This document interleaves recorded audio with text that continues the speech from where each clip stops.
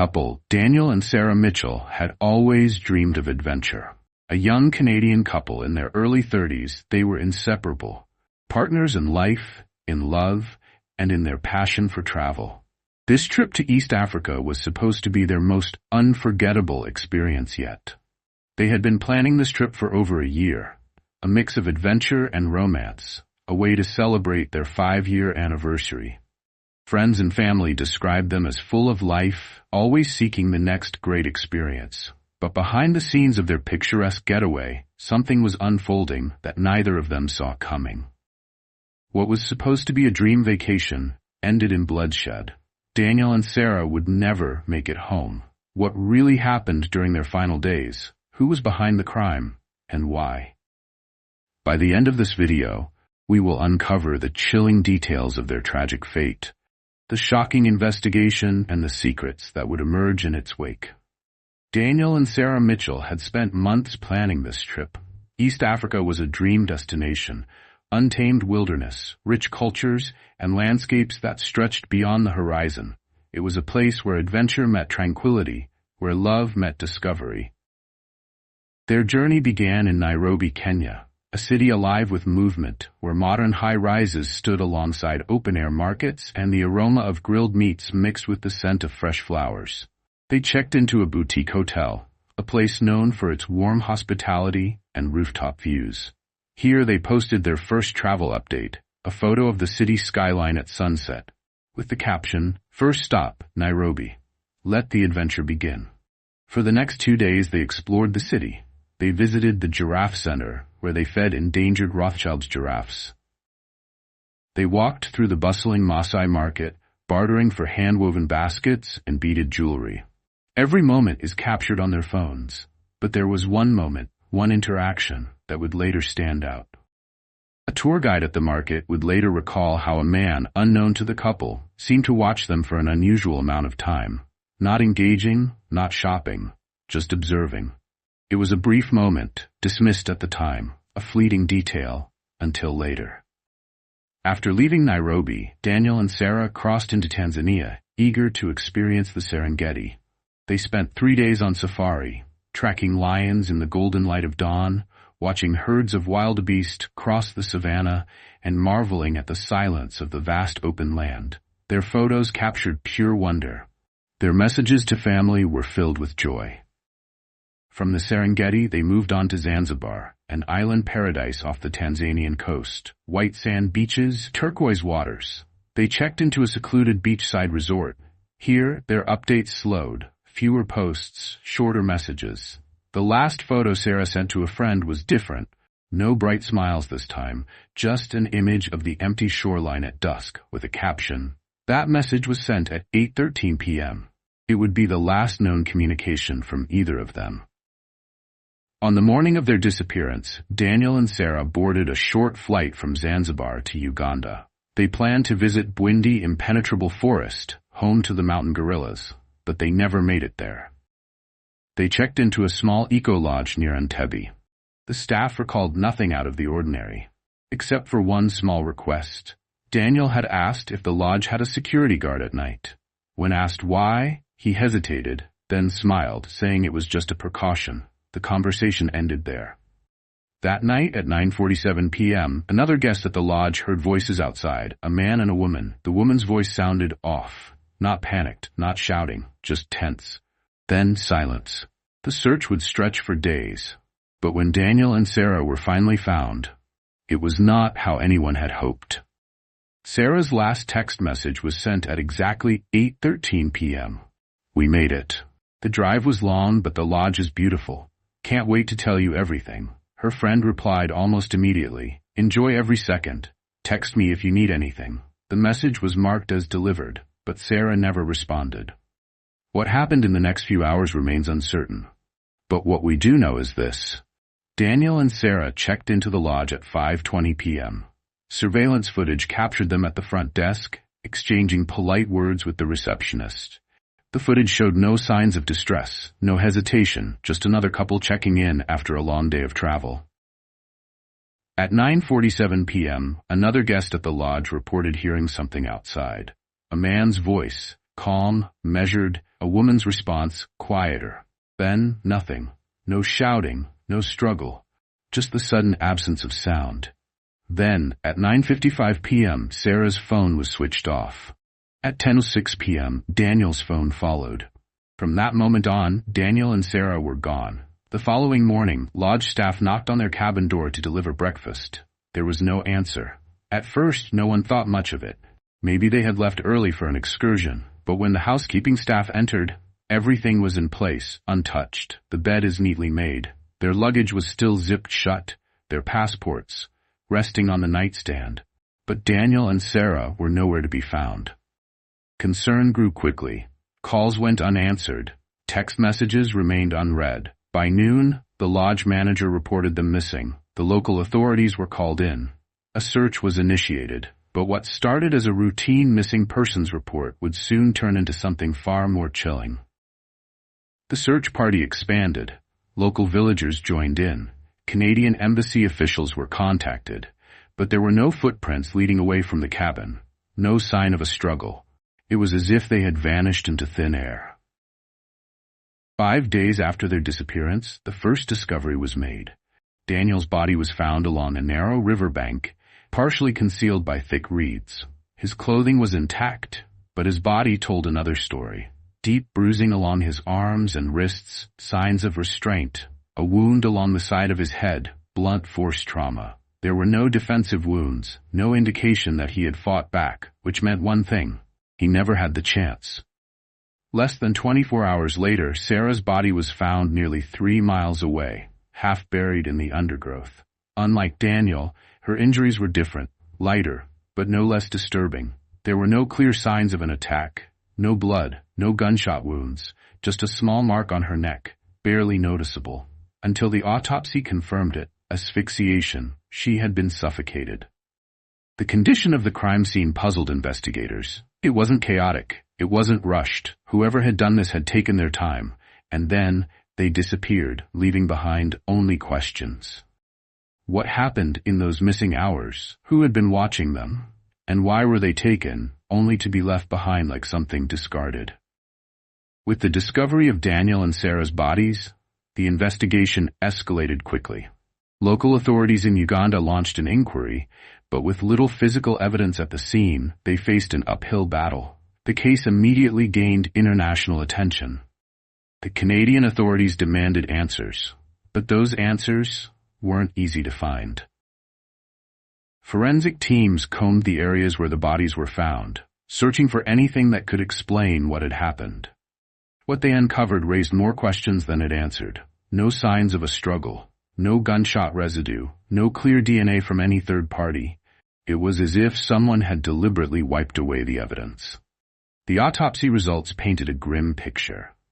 Daniel had suffered head trauma, but the lack of defensive wounds suggested he had been unconscious or restrained before the fatal blow. Sarah's cause of death was even more chilling: manual asphyxiation. No ligature marks, no broken bones. It had been slow, controlled, intentional. Whoever did this had planned it carefully. But why? That was the question investigators now had to answer. And as they started retracing Daniel and Sarah's final days, multiple theories began to emerge. For local authorities, the case was high profile. 2 foreign nationals were murdered in a country reliant on tourism. The pressure to solve the case was immense. But resources were limited. Investigators worked with what they had, searching through surveillance footage, questioning potential witnesses, and analyzing forensic evidence. Back home, the Canadian authorities were relentless. Diplomatic pressure mounted. Officials demanded full transparency. The families, devastated, made public pleas for information. A task force was formed to assist in the investigation, working alongside local law enforcement. But distance made things difficult, and every day that passed without answers only deepened the mystery. At first, investigators considered the most common explanation: had Daniel and Sarah been targeted by criminals?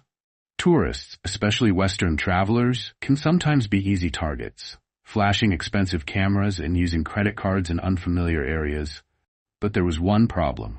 Nothing had been stolen. Their belongings were untouched. Passports, wallets, even Sarah's jewelry left behind. If this was a robbery, why take their lives but not their valuables? Could they have stumbled into something bigger than themselves? Over the years, East Africa has seen pockets of conflict, militia groups, territorial disputes, and kidnappings for ransom. But there was no demand for money. No threats were made. If this was politically motivated, why had no group come forward to claim responsibility? Then, a chilling thought emerged. What if the danger hadn't come from outside? What if it had come from someone they knew, someone they trusted? Daniel and Sarah had met several people along the way. Tour guides, hotel staff, locals are eager to show them around. Authorities began looking into anyone who had contact with them in the days leading up to their disappearance. Who had access to their itinerary? Who knew when they'd be alone? Was this more than a random crime? Could Daniel and Sarah have been targeted for something far more sinister? In recent years, cases of human trafficking and organ trade have been uncovered in regions across Africa. A thriving underground network operating in the shadows. Could they have been taken for reasons far beyond what anyone first suspected? Each theory brought new questions, and as the days turned to weeks, the investigation took an unexpected turn. A witness came forward. A name surfaced. And with it, a new path to follow. With no clear motive and little forensic evidence, investigators turned their attention to the people Daniel and Sarah had interacted with in their final days. The first to be questioned? The staff at the lodge. They were the last confirmed individuals to see the couple alive. Maria, the lodge receptionist, was the first to raise suspicions. She had checked Daniel and Sarah into their cabin at 5:20 p.m., but what stood out was her conflicting account of their departure. At first, she told police that the couple had left early the next morning for a guided tour, but there was a problem. No records showed that they had booked one. No guide had been scheduled to meet them, and their belongings had been left behind. When confronted, Maria changed her story. She admitted she never saw them leave, but she wasn't the only one whose account didn't add up. David M., a local tour operator, had interacted with Daniel and Sarah during their time in Uganda. He had met them at their previous lodge, offering private excursions. He was charming, knowledgeable, and now under suspicion. Investigators discovered that David had contacted Sarah multiple times in the days leading up to her disappearance. Messages about a special tour, one that wasn't listed in the lodge's official records. Did Sarah and Daniel agree to meet him that night? Did they leave willingly, unaware of the danger ahead, or was something else at play? As investigators dug deeper, disturbing details emerged. David M., the friendly tour guide, wasn't just a guide. He had been arrested before, twice. One case involved accusations of targeting foreign tourists, luring them with exclusive experiences before robbing them. Another case, never proven. A disappearance. A European backpacker, last seen with him. The case had gone cold. But now, it was being reopened. But David wasn't the only one with a troubling past. Another man, linked to the lodge's night security, had a record. Assault charges. A history of working odd jobs in places where tourists had gone missing. His name wasn't on the employee list. He wasn't even officially supposed to be there that night, but multiple staff members confirmed they had seen him on the property. 2 men, both with histories of targeting tourists. Both are unaccounted for in critical moments. Were they working together, or was there still another piece missing? Daniel's cause of death was clear. Blunt force trauma to the head. The pattern of injury suggested he had been struck from behind, possibly while restrained. There was no sign of defensive wounds, which meant he never saw it coming. Sarah's autopsy told a different story. No signs of a struggle, no broken bones, but subtle bruising along the neck. The conclusion? Asphyxiation. The method? A controlled hold. Someone who knew what they were doing. This wasn't panic, it was calculated. But there was something else, traces of a substance in Sarah's system. A sedative, small amounts, just enough to weaken her. Whoever did this wanted her subdued. But why? As the case unfolded, the world watched. Headlines ran across every major network. Questions swirled. How could this happen? Who was responsible? And why had no arrests been made? The families of Daniel and Sarah fought tirelessly for justice. They appeared in interviews, met with officials, and demanded transparency. They refused to let this case disappear into silence. But justice wasn't coming easily. Weeks passed. Suspects were questioned and then released. Leads grew cold. The case, once a global headline, started to fade into the background. But then, just as hope was slipping away, something changed. A witness came forward, and with months passed, the investigation had uncovered troubling details, multiple suspects, and unsettling theories. But the one thing it had not uncovered? A definitive answer. And yet the case had to move forward. A trial was set. 2 men were charged, David M., the tour guide, and Emmanuel K., the lodge's night security guard. Both had connections to Daniel and Sarah's final hours. Both had lied in their initial statements. Both had criminal records. But did that make them guilty? The prosecution argued that Daniel and Sarah had been lured out of their cabin that night, that they had trusted the wrong person, that David, under the guise of offering a private tour, had orchestrated their disappearance, that Emmanuel, the security guard, had been the one to carry out the act. The evidence was circumstantial but compelling. Witnesses placed both men near the crime scene. Phone records showed a suspicious call between them that night, one that neither could explain. But there was a problem. No murder weapon was ever found. No clear DNA evidence tied them directly to the crime. And then, there were the inconsistencies. The defense pointed out the gaps in the case, the conflicting witness statements, the lack of direct physical evidence, and then, the most unsettling part, the third man. A name had surfaced late in the investigation, a man with no official employment at the lodge, but who had been seen there that night. His name was whispered by witnesses but never confirmed, and by the time authorities looked for him, he was gone. In the end, the evidence wasn't enough. David M. was convicted of fraud and obstruction, but was acquitted of murder. Emmanuel K. walked free. No one was officially held responsible for Daniel and Sarah's deaths. The case remained open. But cold. With no conviction, the case took on a life of its own. Online communities, journalists, and even former detectives are all asking the same question. What really happened to Daniel and Sarah? One of the most haunting aspects of the case, the missing hours. From 9:12 p.m., when a witness heard voices outside, to 10:06 p.m. when both of their phones went dark. Somewhere in that 54-minute window, they vanished. But how? Without a sound, without leaving a single trace. Rumors circulated. Had local officials buried key evidence? Had a wealthy client at the lodge been involved? Some believed there was a cover-up, that the investigation had stopped just short of exposing something bigger. But without proof, it was just that, a theory. And then there was the third man. Who was he? What did he know, and why, after the trial, did he disappear? Local sources claimed he fled the country. Others suggested he was never real to begin with.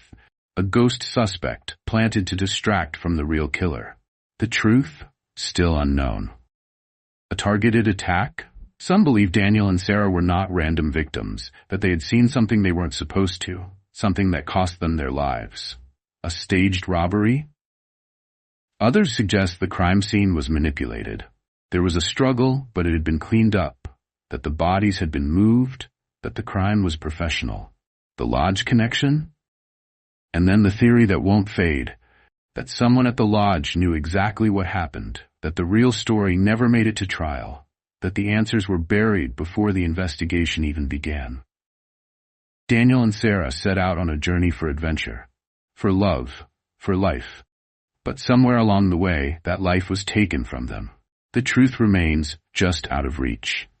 The case officially remains open, but for their families, for those left behind, one question still echoes in the silence. Will justice ever come?